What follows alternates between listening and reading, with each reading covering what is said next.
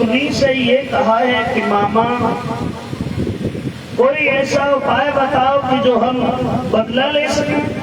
तो शकुनी ने कहा है कि दुर्योधन किसी तरीका से पांडवों को हस्तिनापुर में बुलाओ, उनके साथ में बैठ करके जुआ का खेल खेला जाए।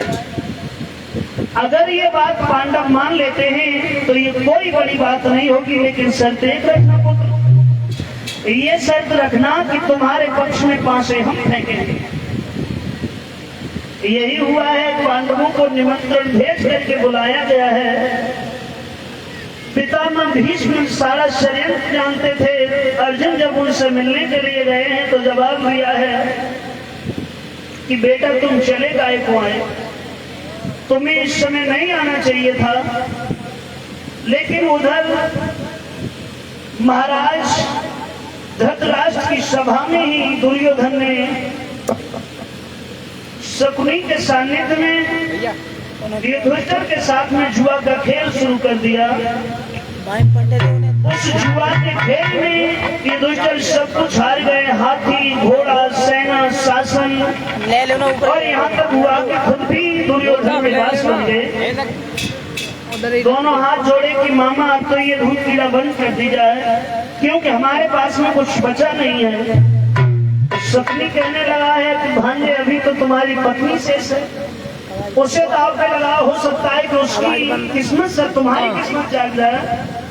और मैं तो इसे भाग्य की विडंबना ही कहूँगा भक्तजनों कि जैसे ही द्रौपदी को दाव पे लगाया है, लेकिन पांडव उस दाव को भी हार गए। दुर्योधन बड़ा खुश है। दूशासन को आदेश दिया है कि जा और जा करके उस 5 पतियों वाली स्त्री को बुला के ला। आदेश पाने के बाद में देर नहीं लगाई, चला। उस समय द्रौपदी दुर्योधन की जो पत्नी थी भानुमति उसके महलों में ठहरी हुई थी। जवाब दिया है कि तुम्हें हमारे भाई ने सभा में बुलाया है। तो द्रौपदी बोली जिस सभा में बड़े बुजुर्ग बैठे हैं, पितामह भीष्म महाराज धृतराष्ट्र बैठे उस सभा में मैं क्या करूंगी। तो जवाब दिया है कि अगर सीधे से चले तो अच्छी बात है, नहीं जबरदस्ती घसीट करके तुझे ले जाऊंगा। तो भानुमति से कहती है कि दीदी रोको बिगड़ गई मानत ही हुई दीदी रोको बिगड़ गई मानत ही हुई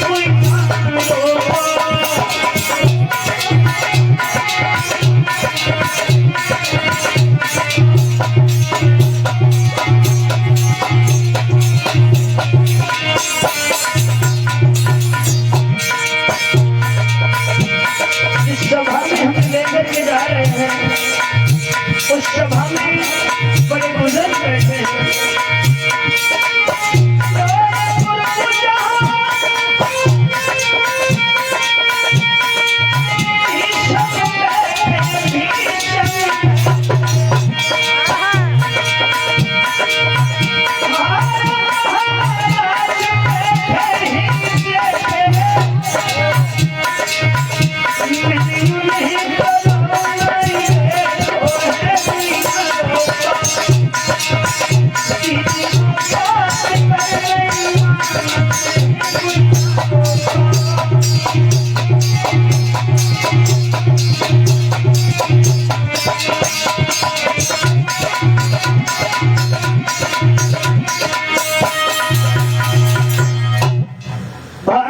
कुछ कह पाती उससे पहले ही कलाई पकड़ करके खींच रहा था, और जब कलाई के बल द्रौपदी नहीं चली तो उस कमीन ने केश पकड़ लिए और केश पकड़ करके घसीटता हुआ लेकर के चला।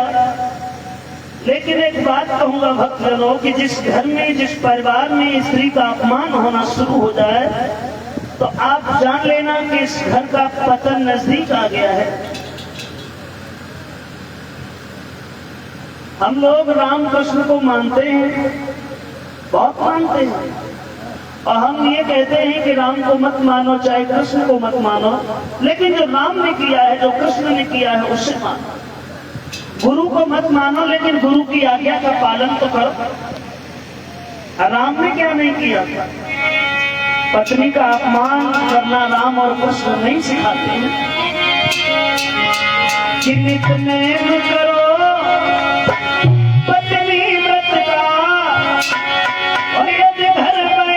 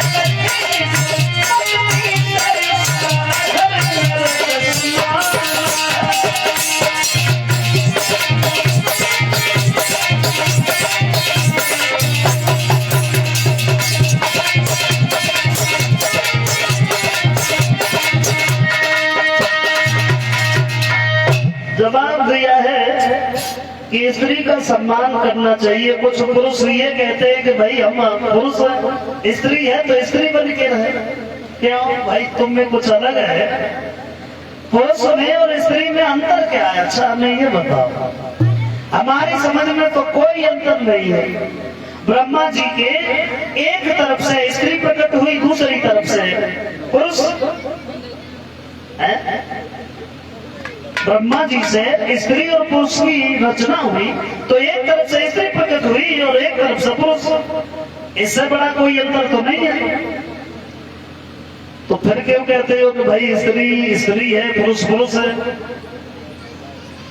ये हमारे मन की केवल मानसिकता है, सोच है, अंतर कुछ नहीं है। अगर पुरुष सम्मान का अधिकारी है तो स्त्री भी सम्मान की अधिकारी है, लेकिन भावनाएं बन गई हैं। हम तो द्रौपदी ने ये कहा है,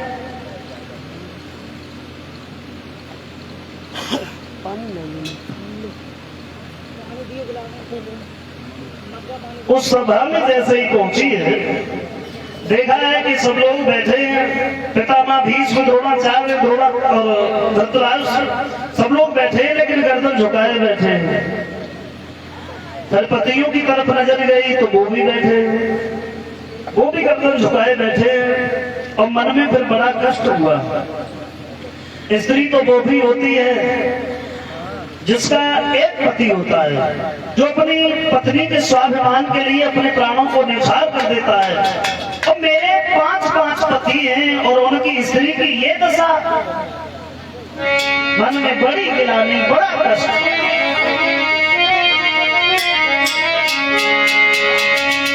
अरे एक पति की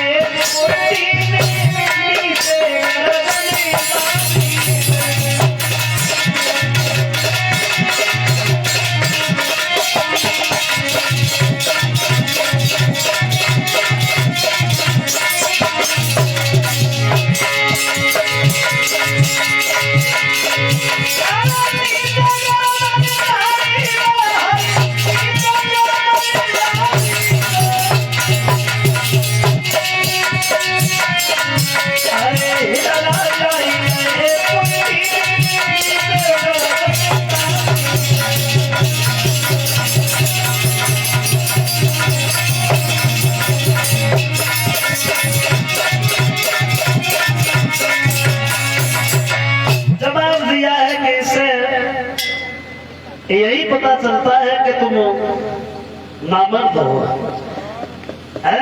जिसकी स्त्री की ये दशा आंखों के सामने हो रही है और वो सर झुकाए बैठे। अर्जुन और भीम नहीं रहा गया, खड़े हुए हैं। तो युधिष्ठिर ने फिर उन्हें शांत कर दिया कि हमारा हक नहीं है कुछ बोलने का। द्रौपदी ने देखा है कि अब कोई हमारा सहारा नहीं है, भगवान के अलावा कोई मेरा नहीं है। तो अंत में भगवान का ही ध्यान आया। और दुनिया के सारे जब छूट जाते हैं, अपने भी प्राणी से रूठ जाते हैं, तो अंत में भगवान का ध्यान आता है। एक कवि ये कहते हैं कि दुख में सुमिरन सब करे, सुख में करे न कोई। और जो सुख में सुमिरन करे तो दुख का है कोई। अंत में भगवान का ध्यान आया और जवाब दिया, मुरलीधर अब तुम्हारे बिना मेरा इस सभा में मेरी लाज बचाने वाला कोई नहीं है। और गोविंद, अगर आज तुम नहीं आए तो तुम्हारी बहन समाज में फिर मुंह दिखाने के लायक नहीं रहेगी, क्योंकि भूखे भेड़िया की तरफ झपट रहा है दुर्योधन के आदेश से दुशासन। मेरी बात सुनो मोहन, दशा तो वो बनी रही है कि सह ना सकूं मैं फिर भी, और पड़ता है दुख सहना, और कहना किसी से पाऊं अपने ये दिल का।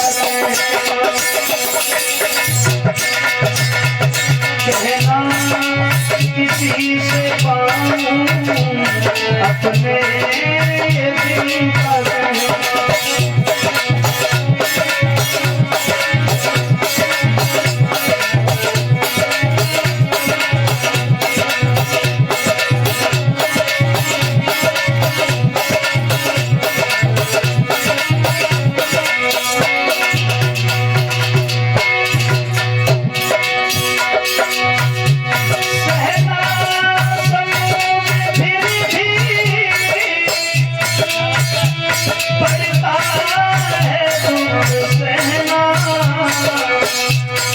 कहना किसी से पाऊं अपने ये दिल का कहना, कहना किसी से पाऊं अपने ये दिल का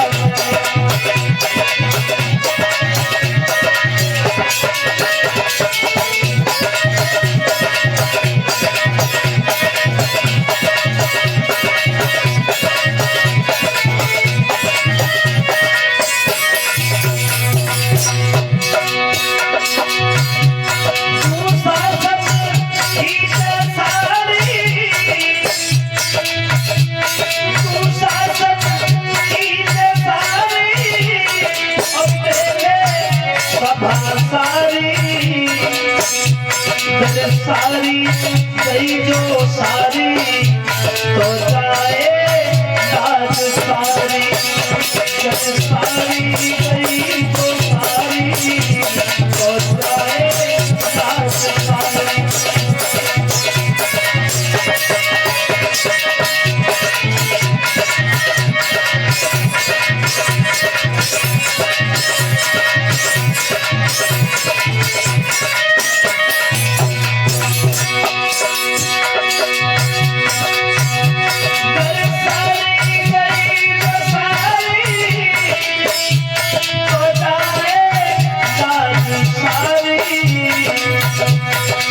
बहना बुला रही है आ जाओ चक्रधारी, बहना बुला रही है आ जाओ चक्रधारी।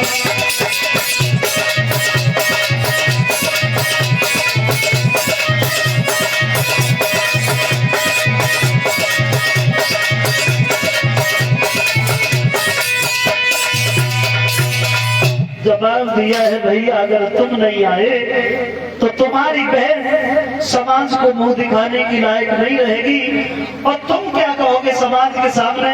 दुनिया के लोग यही कहेंगे कि वो कृष्ण जो अपनी बहन की लाज नहीं बचा सका वो दुनिया की क्या रक्षा करेगा।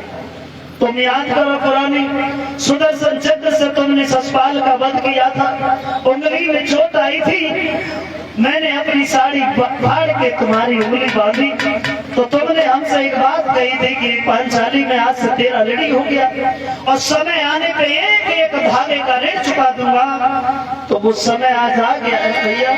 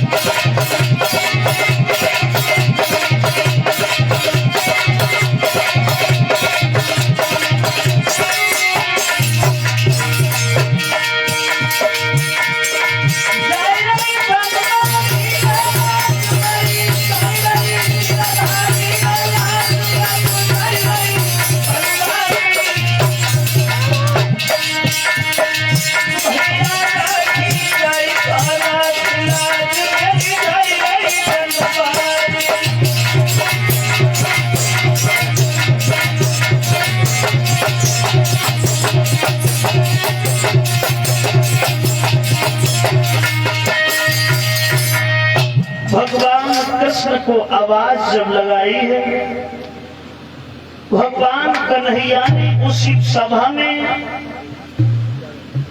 द्रौपदी की साड़ी को अथा कर दिया। दुशासन पसीना पसीना होकर के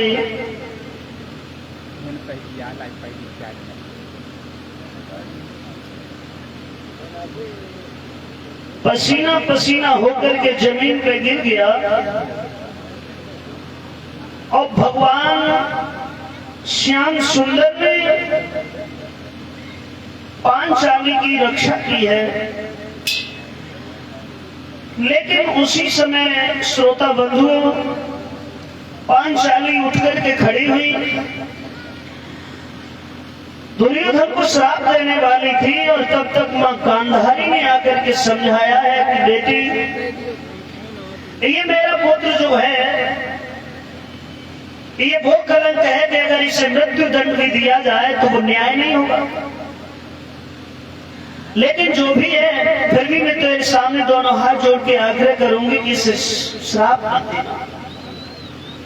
और मां गांधारी ने जब कहा है, आग्रह किया है, तो द्रौपदी ने उसे श्राप नहीं दिया। इसे कहते हैं स्त्री। स्त्री तो वही है जिसके अंदर शील होता है, क्षमा होती है, दया होती है। श्राप नहीं दिया। महाराज धृतराष्ट्र ने जो भी कुछ हार गए थे पांडव को सारा वापस किया है। लेकिन सबसे बड़ी बात, उसी दिन से दरार पड़ गई। भीम उठ के खड़े हो गए कि जब तक दुर्योधन की जंघा न तोड़ दूंगा अपनी गदा से, तब तक हृदय को तसल्ली नहीं आएगी। और पांचाली तब तक अपने केस नहीं बांधेगी जब तक दुशासन की छाती का लहू नहीं ले आऊंगा। यही दरार एक खाई का रूप धारण करेगी। भक्तजनों, धीरे धीरे धीरे धीरे नतीजा ये हुआ है कि कुरुक्षेत्र के मैदान में दोनों तरफ से सेनाएं भिड़ गई।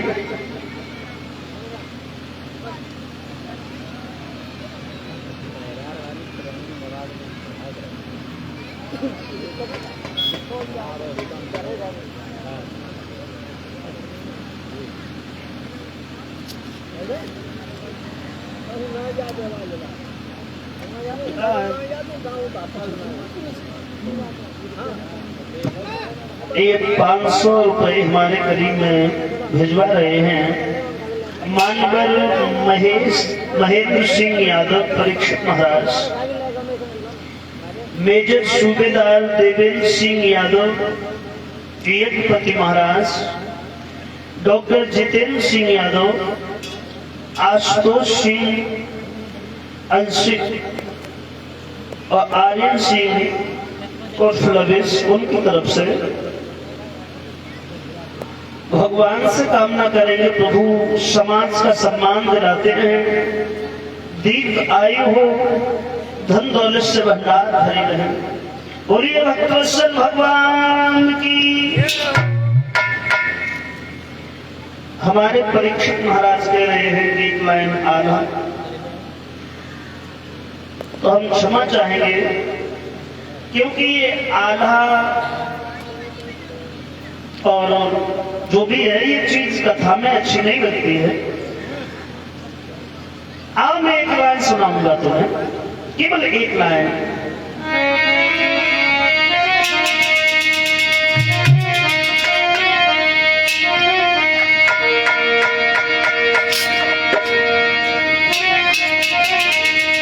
मलखान की लाश जहां रखी थी, उधर ने ये कहा है कि भैया मलखान से जब तक नहीं मिलूंगा मैं भोजन नहीं करूंगा।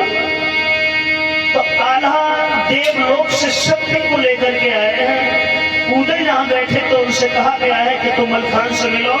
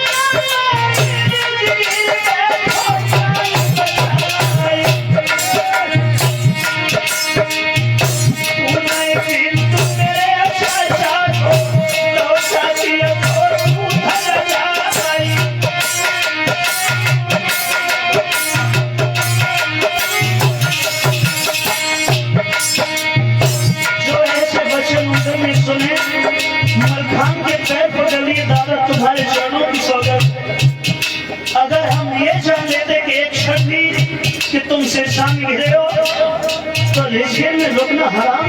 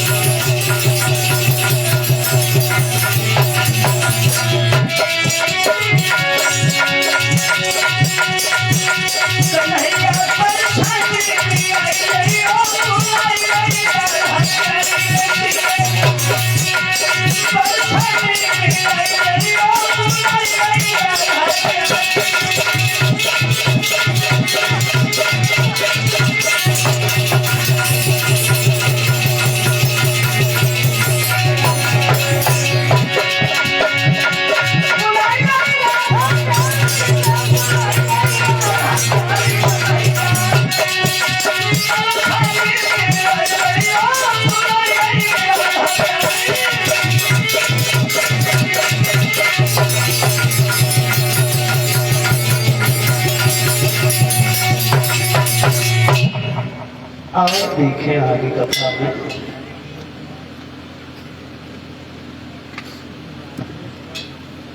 सुखदेव जी महाराज समझाते हैं कि हे अभिमन्यु के लाल, महाभारत का युद्ध कुरुक्षेत्र के मैदान में 1-2 दिन नहीं बल्कि 18 दिन तक चला।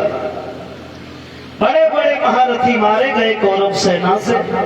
अंत में विनाश हुआ कौरवपति दुर्योधन का भीम की गदा से, जब उसकी जंघा भी तोड़ दी गई और जहां पे घायल अवस्था में पड़ा हुआ था, द्रोणाचार्य का पुत्र अश्वत्थामा पहुंच गया, जवाब दिया है, क्या बात है दुर्योधन, भाई आज ये चेहरा मलिन काय को है? तुम्हारी सेना से बड़े बड़े महारथी मारे गए लेकिन तुम दुखी नहीं हुए। तुम्हारा प्रिय मित्र कर्ण मारा गया, गुरु द्रोणाचार्य और पितामह भीष्म मारे गए, लेकिन आज जब खुद के प्राण जा रहे हैं तो ये चेहरा दुखी हो गया, क्या बात है? जवाब दिया है अश्वत्थामा, न तो दुखी में उस दिन था और ना ही दुखी आज। दुख तो केवल एक ही बात का है कि मेरा पूरा परिवार नष्ट हो गया, लेकिन पांडव 5 के 5 जिंदा है। तो बोले पांडवों को लेकर के दुखी हो तो आज के बाद कोई पांडव जिंदा नहीं बचेगा। और उसी समय हाथ में तलवार उठाई और तलवार लेकर के चला है अश्वत्थामा, जाकर के ये पांडवों के शिविर की तरफ चला।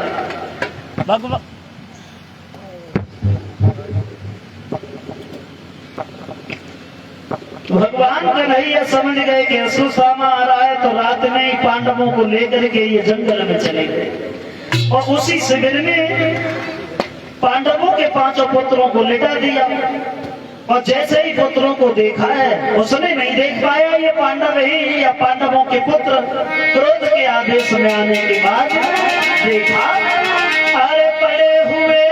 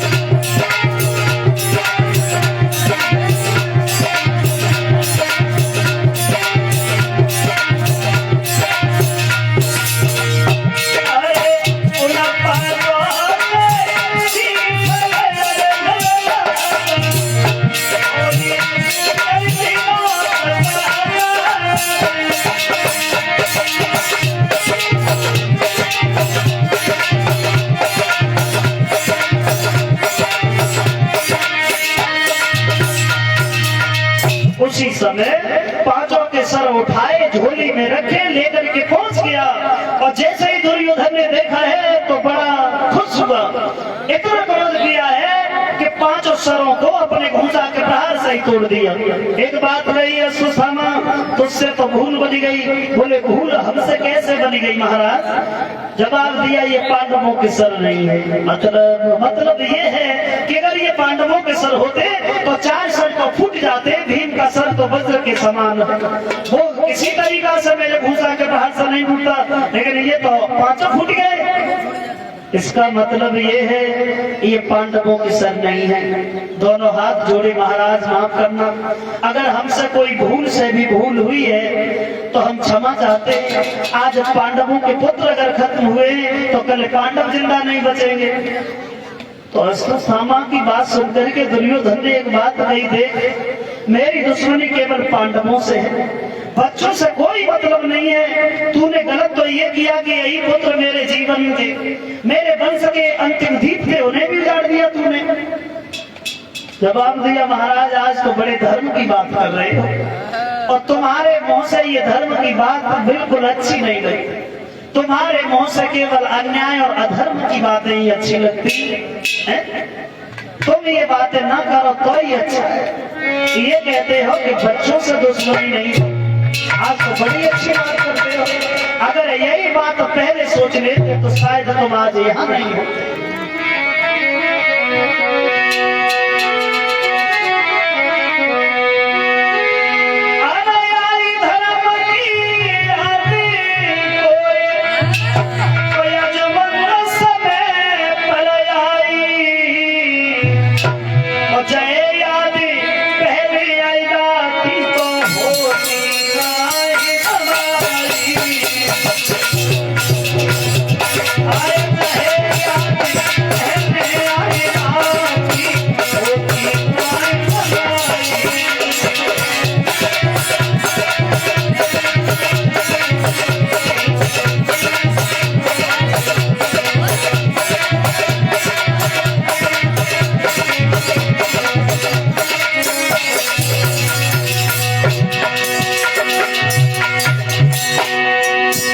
बात कर रहे हो बहुत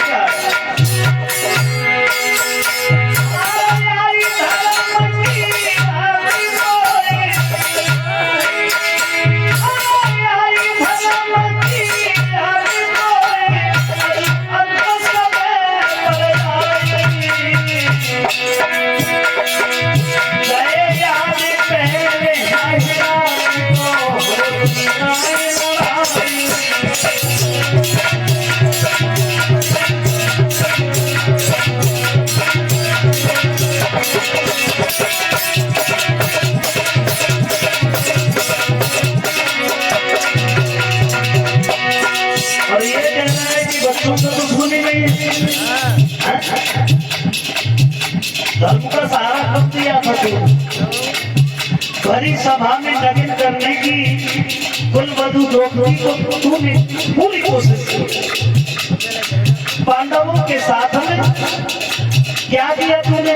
लाक्षा ग्रह में जल जल के कुंती के साथ में भस्म हो जाते अगर विदुर न होते।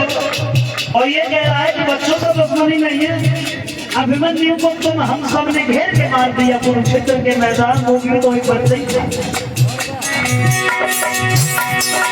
कर ले दिलो अभिमानी द्रौपदी सभा बुलवाई।